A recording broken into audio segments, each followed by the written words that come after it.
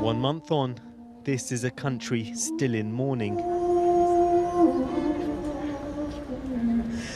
Candles commemorate the 1,400 Israeli men, women and children killed by Hamas. Empty beds, reminders of the 240 taken hostage. In Tel Aviv this evening, a ceremony honouring the missing and the dead. As well as pain, there's anger at Israel's political leadership, but also at what many here see as an international public focused solely on Gaza. I think that Jewish suffering and Jewish death doesn't really matter to a lot of people. Even people that I grew up with. I'm from America originally. I moved here 13 years ago. And I've never felt like this place was my home more than I do right now, because I see that the people that I grew up with, they don't care. They don't care. They don't care that it could have been me. I could have been at that party. I could have been in one of the kibbutzim in the south. I want to say something, actually. Yeah. Some of that anger directed at us. British media and the way that you've been reporting on this situation is directly correlated to the rise of anti-Semitism in Europe, in the US, but particularly in Europe, since you're a British media reporter. A lot of our reporting has been about the pain and trauma people have been through here. It's also been, of course, as I'm sure you can understand, about what's happening within Gaza as well. But I just want to be clear, Israel did not turn Gaza into a brutal battlefield. Hamas's unprecedented attack on Israel might be over, but the hostage crisis is perpetuating Israel's sense of trauma, even as it wages a brutal war. In Gaza, the Israeli military filmed desperate civilians fleeing south, clutching white flags, afraid of being gunned down. Those who can't walk are pushed. There's no fuel for a car. There's a deep collective trauma here too. Many Gazans were forced from their homes during the creation of Israel. This exodus revives their own painful memories. We don't know where we're going, this man says. We're heading south as they told us. But where will we sleep?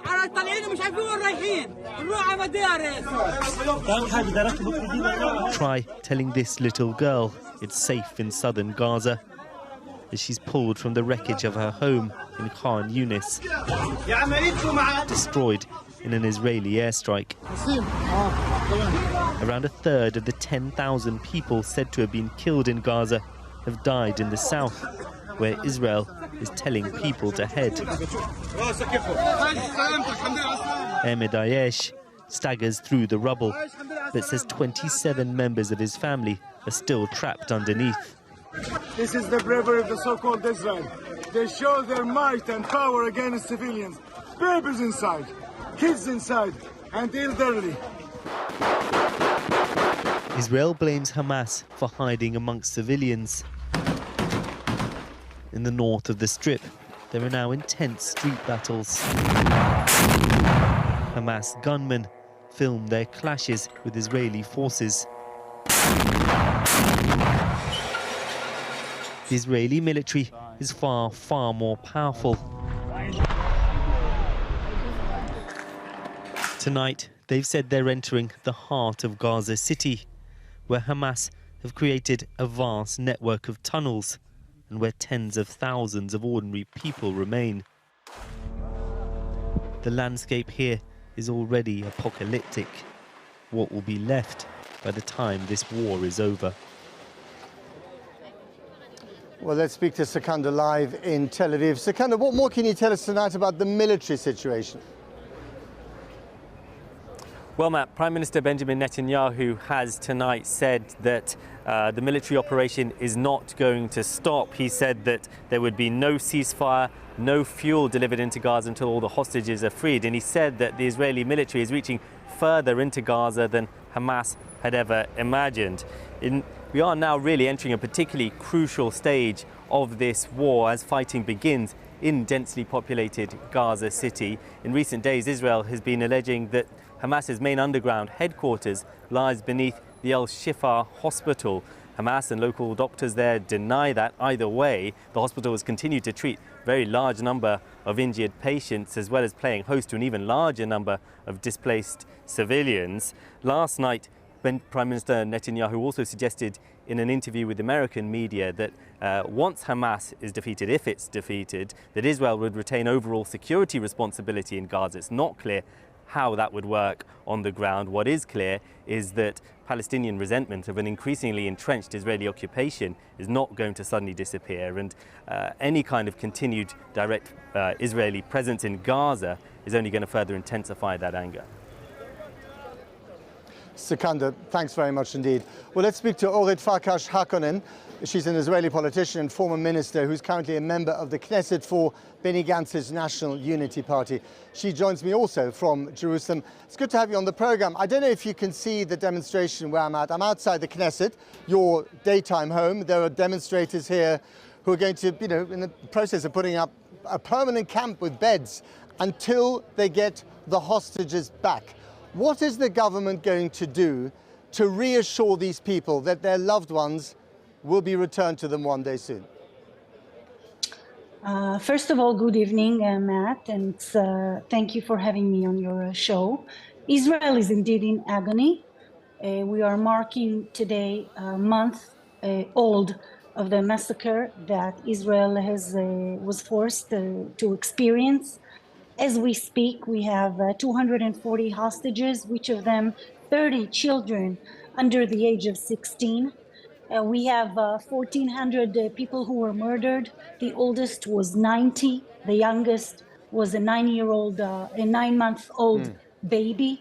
Israel is in mourning, and I want to ask you and every person who's watching this interview, what would have Britain have done if these things or atrocities has been made towards towards English people, against which consist war crimes, crimes against humanity. That's another issue, isn't it? What I'm asking you about is the hostages. There is not even access to the Red Cross to tell us what's happening with these hostages. So the Israeli government, including the parliament member as myself, we're in a very complicated situation. And I think that is why Israel is not talking about not a ceasefire, not any negotiation or deliberation with the Hamas terror organization until we get back the hostages.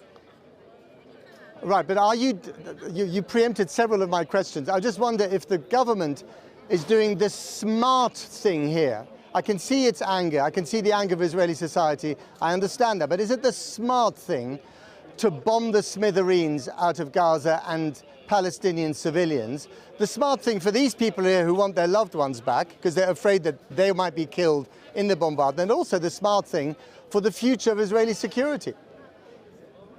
For sure. Because Israel's security cannot continue without the demolishing of Hamas, which is not different than ISIS. I mean, whoever saw the horrific shots of, babies with I don't know, like knives stuck in their eyes and all of the other abuses that, Israeli families, kids, children, women were raped. If we want to survive, we need to demolish Hamas and create better conditions both to Israel, but also for the people in Gaza. We want to free them from Hamas as well. And I have a message for you, Matt, to all the free world administration and governments.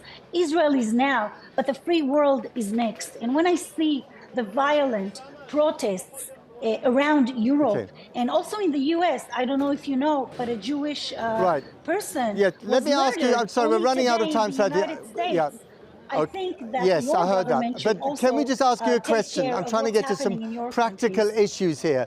Let me ask you some practical issues here. The Prime Minister of your country said today, briefly, that Israel will have a permanent security presence in the Gaza Strip. What does he mean by that? In 20 seconds, please. I don't think it is the time to go into details. It is certain already that what has been will not be the situation that will be. because apparently, you know, the existence of Hamas, ISIS, and a very thin line of a border didn't prove itself as something that can keep the security and a safe border. This will be dealt with in time, and it is indeed a very complex situation. And I want to say one more thing. I saw the humanitarian corridor. Keep it really quick because we've run out of time. I'm so sorry. Okay, so one sentence. 5 you just seconds. Showed your view. Okay, you showed your viewers a humanitarian corridor to the people of Gaza, secured by Israeli soldiers. Had it been Hamas, they would have been shot on spot and abused and murdered one by one.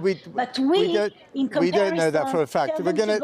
I'm afraid we're going to leave it. Trying to minimize the casualties. All right.